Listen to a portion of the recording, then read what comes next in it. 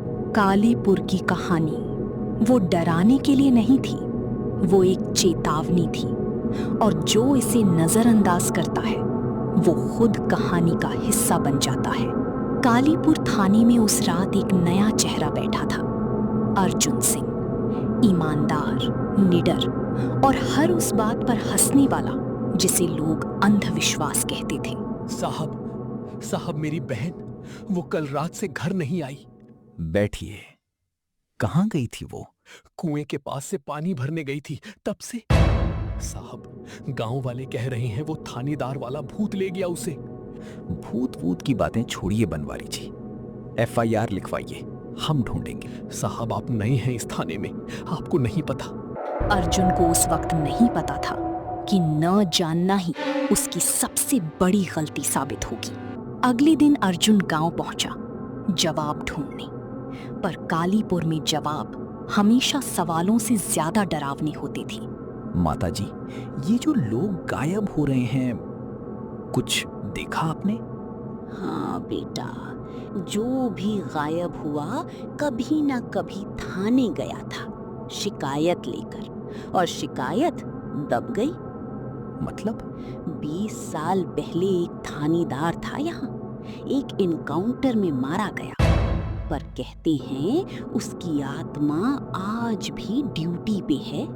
रात को दिखता है, किसी को बुलाता है, जंगल की तरफ ले जाता है। मैं इसकी असली वजह ढूंढूंगा। पर सच्चाई कभी कभी उस दरवाजे के पीछे होती है जिसे खोलने की हिम्मत किसी में नहीं होती। उस रात अर्जुन ने वो दरवाजा खोला, पुरानी रिकॉर्ड्स का दरवाजा। जगत, ये फाइलें आधी गायब हैं। साहब, मुझे कुछ नहीं पता। ये सब कमिश्नर साहब के आने से पहले ठीक थी। कमिश्नर साहब? वो कब आ रहे हैं? कल सुबह कह रहे थे केस खुद देखेंगे। एक फटी हुई फाइल पर लिखा था, एनकाउंटर रिपोर्ट, 20 साल पुरानी। नाम मिटा हुआ था, जैसे किसी ने जानबूझकर इतिहास को मिटाने की कोशिश की हो। रात के 2:17, वही समय जब कालीपुर की परछाइयां जागती हैं। रुको, कौन हो तुम?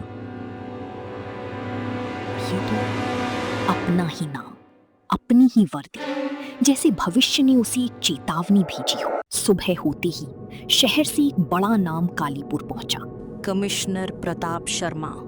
ऊपर से मुस्कुराता चेहरा, अंदर से एक राज छुपाए हुए।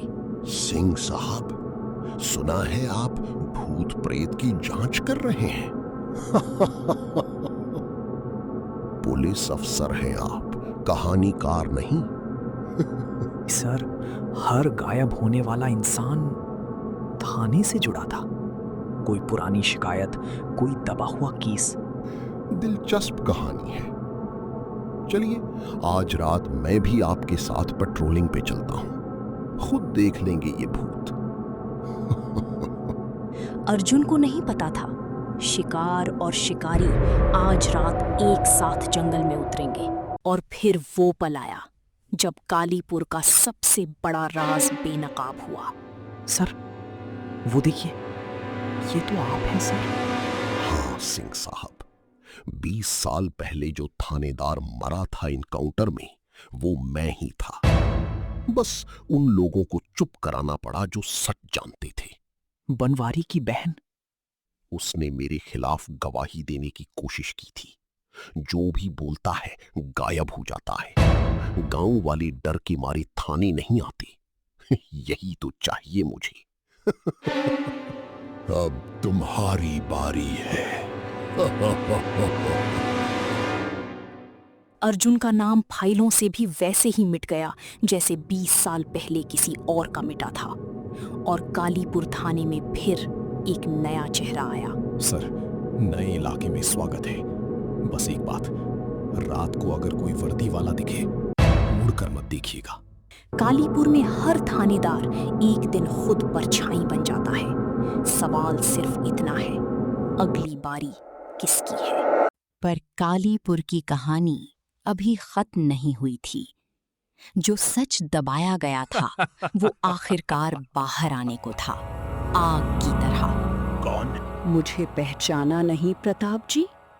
मैं वही हूँ जिसे आपने कुएं में धकेला था, सिर्फ इसलिए क्योंकि मैंने सच बोलने की हिम्मत की थी। सावित्री? हाँ, और आज मैं अकेली नहीं आई। कालीपुर के हर उस इंसान की आत्मा जो कभी इस कुर्सी की सच्चाई की भेंट चढ़ी थी, आज एक साथ जाग उठी। ये मुमकिन नहीं। तुम सब तो मर चुके हैं? हाँ, पर आपका झूठ अभी भी जिंदा है। आज हम उसे भी खत्म करेंगे। सावित्री, ये मत करो। ये भूत है भैया, इसको मारना ही होगा। पुलिस वाला अपने असली रूप में आता है। और फिर कालीपुर ने वो देखा जो कोई कभी भूल नहीं पाया। रुको, मुझे माफ कर दो। नहीं। माफी उन्हें मांगिए जिनकी जिंदगी आपने बुझाई। सावित्री, रुको। मेरी फिक्र मत करो, अब कालीपुर आजाद है। कहते हैं उस रात के बाद कालीपुर में कभी कोई गायब नहीं हुआ, पर आज भी जब कोई सच बोलने से डरता है, हवा में हल्की सी जलने की गंध आती है, जैसी सावित्री आज भी वहीं कहीं पहरा दे रही हो।